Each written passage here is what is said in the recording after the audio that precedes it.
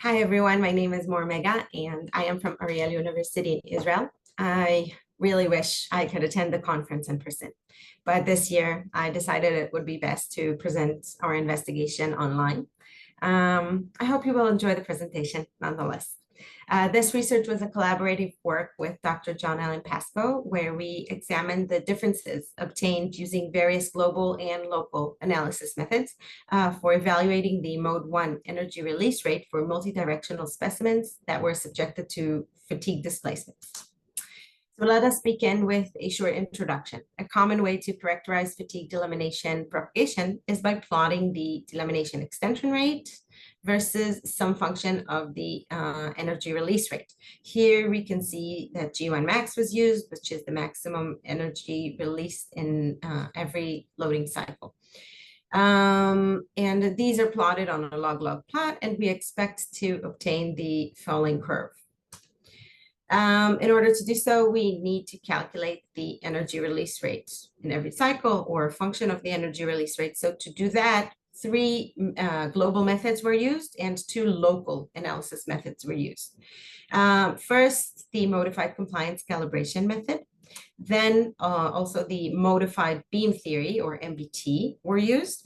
Both MCC and MBT methods are outlined in the ISO and ASTM standards for mode 1 quasi-static analysis, and both rely on global characterization of the specimen, such as the specimen compliance, the load measured during the test, the displacement applied during the test, or specimen geometry, and the delamination length, which is measured throughout the test. The third method, which was used, is also based on beam theory, only here the material property E11, which is the axial Young's modulus, was used in the calculation. For this method, a correction to account for rotations at the crack front was considered, as shown here. As for the local methods, so two local methods were used. The first is the J integral, and the second is the virtual crack closure technique. This method enables mode separation, and since we're using multidirectional interfaces with different plies above and below the delamination, coupling is expected, and VCCT enables separation of the failure modes. So 7 interfaces were considered, as shown here. The layups are shown here. And for each interface, 2 specimens were examined. For each specimen, 2 initial delamination lengths were used. So in total, we had 28 tests for 14 specimens for 7 interfaces. To perform the finite element simulations, material properties were required, and these were obtained from the literature as shown here. And to assess the validity of the model, the compliance of the tested specimens was compared to the compliance of the finite element model. In this chart, the compliance values from the tests are in gray, and the compliance from the finite element model using material properties from the literature are in orange. Note that this chart only includes values for one test with a short delamination length for each interface, but it may be noted that similar behavior was obtained for the remaining tests as well. It's interesting to note that the differences obtained for the 00 and 45-45 interfaces are within acceptable ranges for laminated composites. However, for the other interfaces, the differences were significant. And since it is well known that the amount of fiber bridging varies with fiber orientation, and that for the 00 interface, the least amount of fiber bridging is expected, we assumed that the significant differences obtained were due to the amount of fiber bridging. So for that reason, it was decided to capture these added tractions by calibrating the compliance of the finite element model as a rise of the material properties used.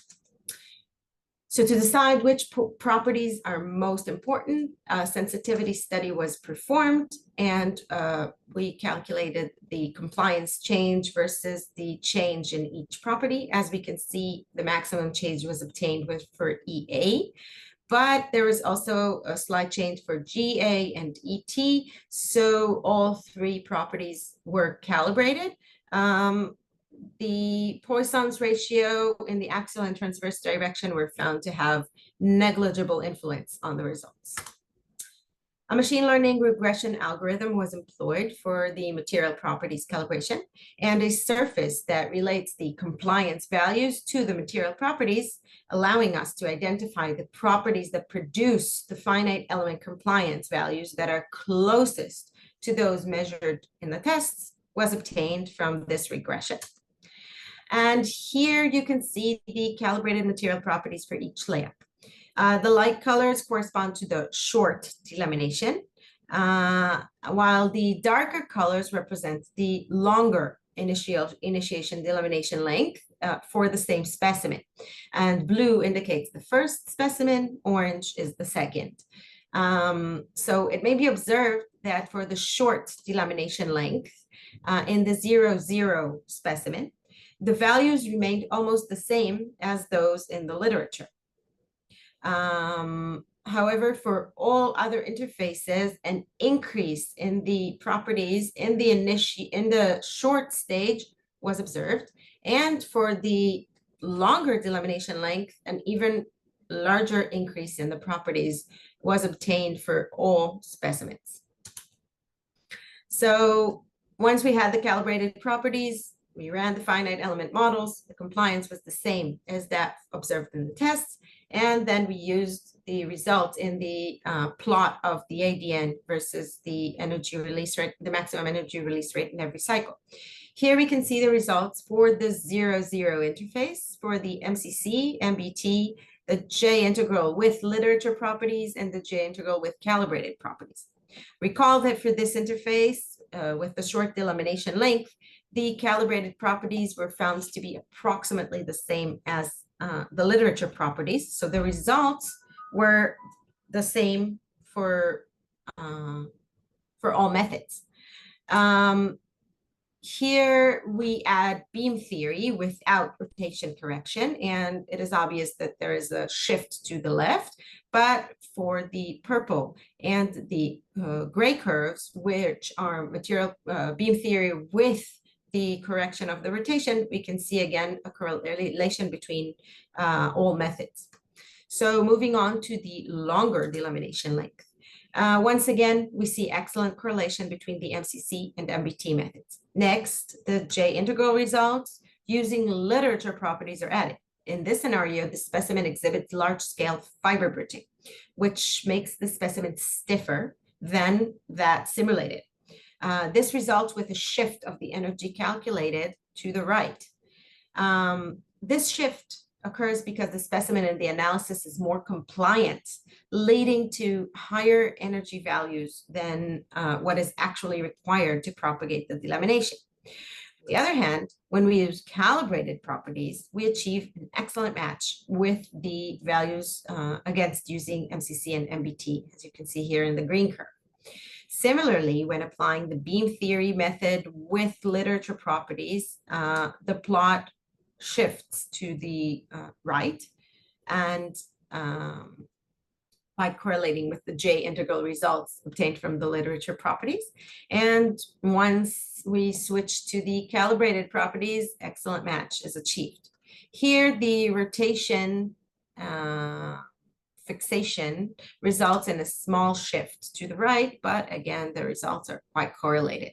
So if we're looking at all results only for the calibrated properties for the J integral and beam theory and comparing them to MCC and MBT for two specimens with the 0,0 interface, we see that a great correlation between all methods is obtained.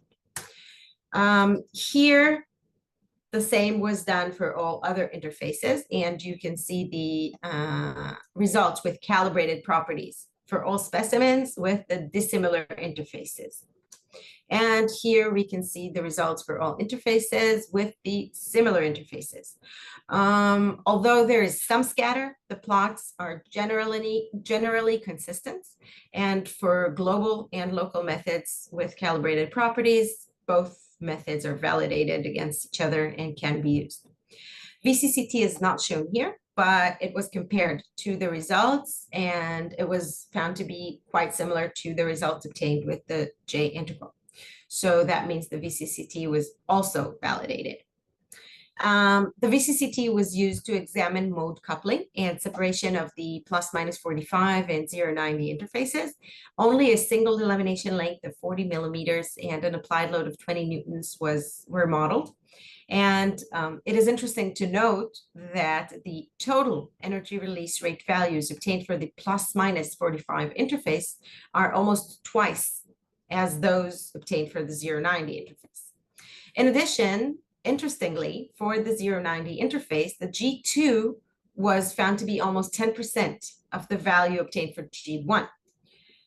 Surprisingly, for the plus minus 45 interface, both G2 and G3 were found to be negligible compared to G1, with values less than 1%. So this analysis will be extended in the future to include 045, 30 minus 60 interfaces, as well as to examine whether the mode 6 mixity changes throughout the test. So to summarize, 7 multidirectional layups with initial delamination between 7 pairs of fiber bridging with different orientations were tested in mode 1 fatigue. The delamination extension rate in each cycle was calculated based on the measurements of the delamination extension length, which were obtained from the test. The maximum energy release rate, or driving force, in each cycle was obtained using 3 global methods and 2 local finite element based methods, the MCC, MBT, and beam theory, and the J integral and VCCT. The results were plotted on a log-log scale and compared, and using the VCCT, mode separation was achieved for the multidirectional interfaces. So to conclude, we found that calibration of mechanical properties is essential for accurate finite element simulation of delamination propagation when fiber bridging appears. The amount of fiber bridging is related to the orientation of the plies along the interface, which affects the specimen toughening and fatigue resistance. With the calibrated material properties, all global and local methods used, namely MCC, MBT, beam theory with rotation, and J integral and VCCT, produced similar results, again with calibrated material properties. Coupling was found to be negligible for the plus minus 45 interface, whereas for the 090 interface, mode 2 was found to be almost 10% of the total energy release rates. Thank you. And I hope you will enjoy the conference, and I will be happy to answer any questions. And also, I hope to see you soon. Bye.